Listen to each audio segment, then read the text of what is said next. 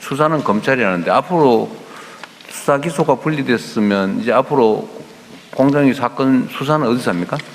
검찰청에서 하던 역할을 중수청에서 하는 것으로 지금 가는 거예요? 바꾸고 있습니다. 그리고 내가 이거 아직 판단을 못 하고 있었는데 전에 왜 이제 고발권을 지방 정부에도 주자고 했더니 지금 광역 지방 정부에만 고발권을 주고 기초 지방 정부는 광역 지방 정부의 고발 의뢰권을 주는 걸로 이렇게 되는 것 같아요. 예, 그렇게 지금 여러 부처의 의견과 지방정부 의견을 듣고서 이제 그렇게 정리했습니다. 기초지방정부도 그냥 바로 고발하면 되지 않습니까? 근데 왜 강력을 거쳐야 되죠? 지금 이제 실제 그런 사례가 많지는 않을 것 같은데. 많지는 않습니다. 많지는 않지만 지금 고발을 할 때 좀 일관성 있게 지방자치단체뿐만 아니라 정부 부처가 일관성 있는 고발 방침을 가질 수 있는 체계를 만드는 게 중요하다고 생각합니다. 그런데 광역지방정부가 그냥 묵살하고 이런 거 고발 심의위원회를 두게 하는 방향으로 그게 하고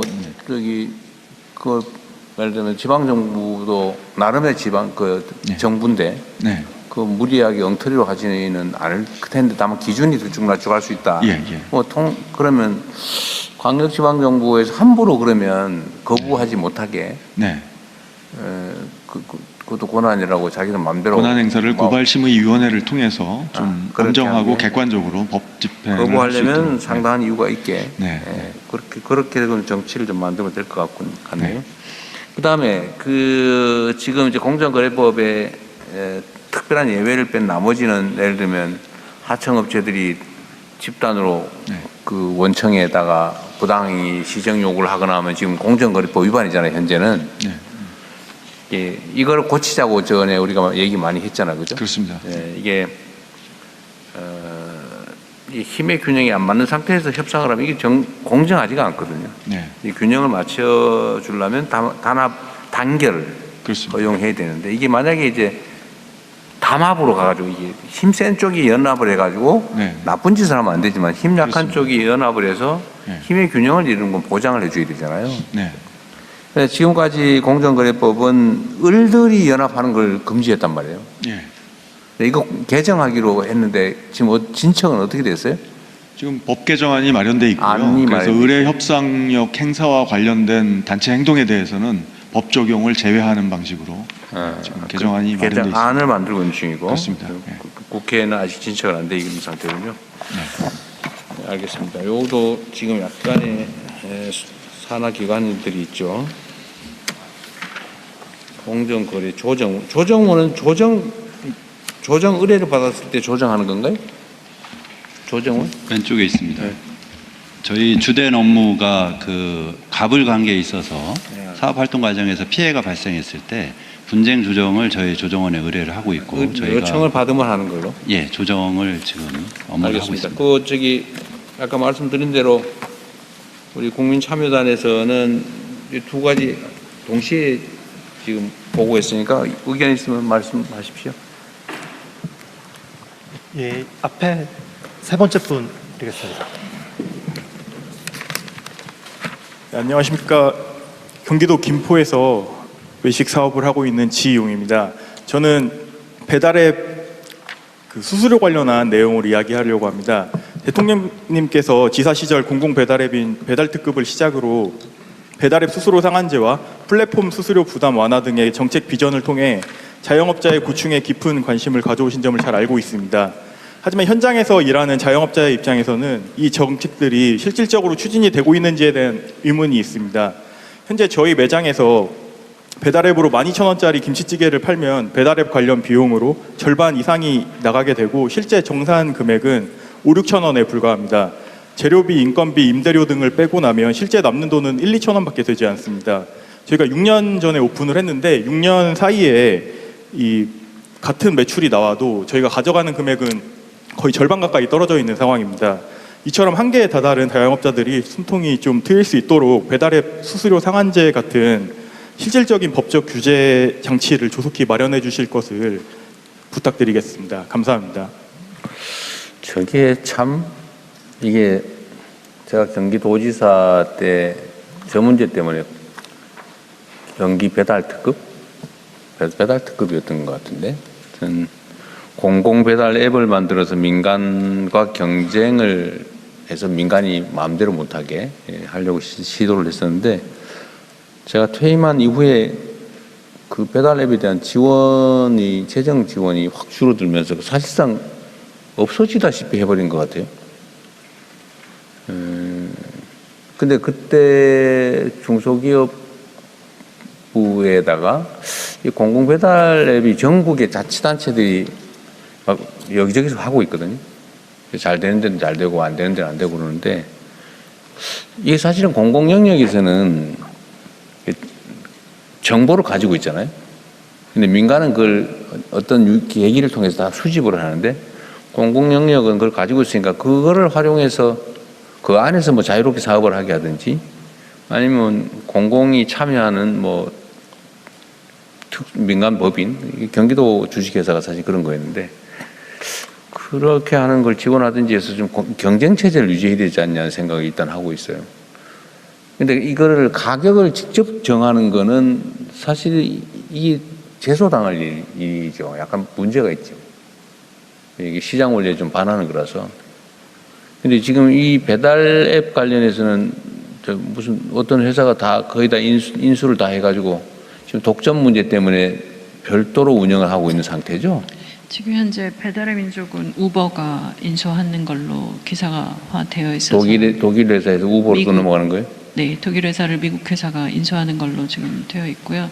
배달앱 같은 경우는 이제 그 사회적 대화기구에서 굉장히 많은 논의들을 하고 있는데, 조금 더 복잡해지고 있는 것이 라이더들하고, 그 다음에 배달 앱의 수수료하고, 그 다음에 사업자들의 수수료하고, 이런 부분들이 좀 복잡해진 부분들이 있으면서 그 진도가 좀 덜 나가고 있는 것 같습니다. 그리고 말씀 주셔가지고 수수료 문제랑 좀 더 검토는 했었는데, 이게 점차적으로 그 정부 지원 재정이 예전에 농식품부가 지원하던 그 금액이랑 이렇게 따져보면 재정이 꽤 많이 들어가는 것 때문에 지금 이제 계속 그 공정위 업무하고도 관련이 있는데, 이게 전에 그 배달 앱 회사들 3개인가를 독일 회사가 인수를 해가지고 이걸 한 회사가 다 인수하는 걸 허용할 거냐 말 거냐 그때 하다가 그 뭐 대충 그냥 되는 걸로 이렇게 결론이 났던 것 같아요.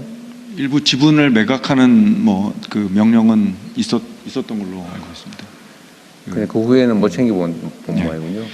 근데 이게 배달앱 시장은 독과점화가 그 우리가 일반적으로 아는 오프라인 시장에 비교했을 때 비교할 수 없을 정도로 독과점화가 진행되어 있습니다. 독과점을 해야 효율성이 높아지는 문제가 있지.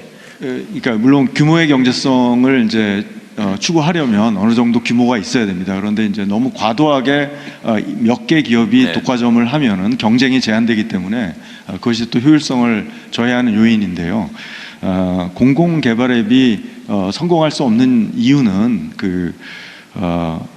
독과점화가 너무 진행돼서 이 독과점 사업자와 경쟁이 상당한 제한이 있습니다. 일단 소비자망, 입점업체의 어떤 그 네트워크 이런 것들이 독점 사업자에 비해서 상대가 되지 않습니다.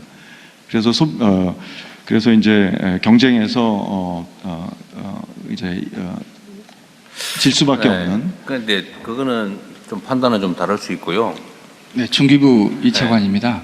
공공 배달앱에 대해서 조금 더 설명드리겠습니다. 잠깐만, 그게 하여튼 지역 화폐 입점 업체 망이 있기 때문에 사실은 그렇게 불리하지는 않죠. 지금 이제 땡겨요라는 그 이제 일종의 공공 배달 앱입니다. 거기가 좀 성공적입니다. 그래서 서울에서는 10% 정도 되는 걸로 알고 있는데요.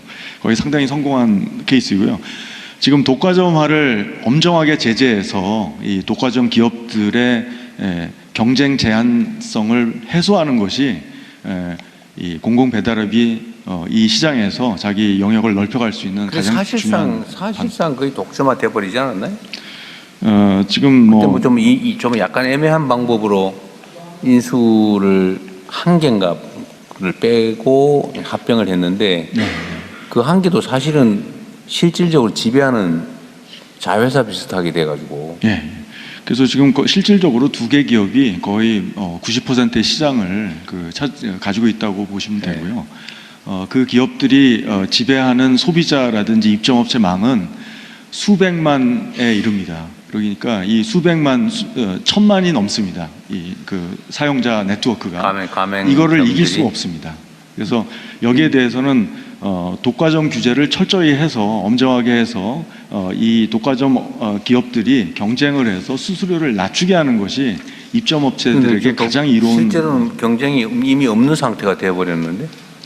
지금 이제 경쟁을 하도록 저희가 지금 제재하고 있습니다. 제재하고 지금 사실 우리나라가 수수료율이 수치로 비교하면 다른 선진국보다 높은 건 아니에요. 그렇다고 낮은 것도 아니에요.